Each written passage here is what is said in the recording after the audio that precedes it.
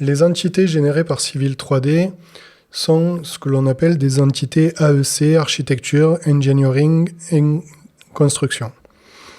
Ce sont des objets intelligents qui ont des propriétés étendues par rapport aux propriétés d'un simple objet AutoCAD tel que un cercle, une polyligne et autres. Donc, ces objets vont avoir des propriétés spécifiques au métier. Donc, par exemple, un axe Civil 3D sera un objet AEC où il y aura à l'intérieur d'un axe une droite, une clotoïde, un arc, clotoïde, droite.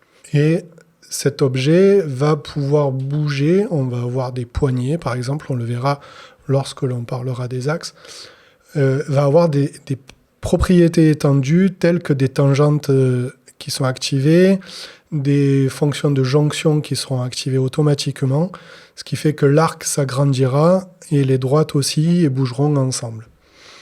Donc, ce sont des entités que l'on appelle des applications Object ARX. La principale conséquence, c'est une compatibilité limitée avec AutoCAD.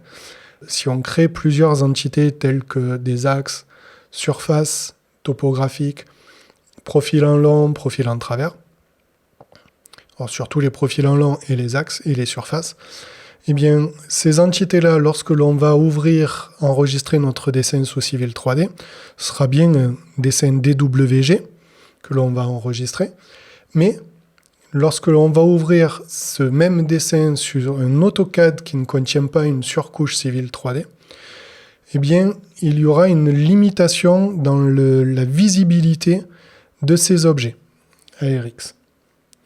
D'ailleurs, il faudra être vigilant à activer certains proxys que l'on verra dans une autre vidéo pour maintenir la compatibilité et pour pouvoir visualiser ces objets ARX.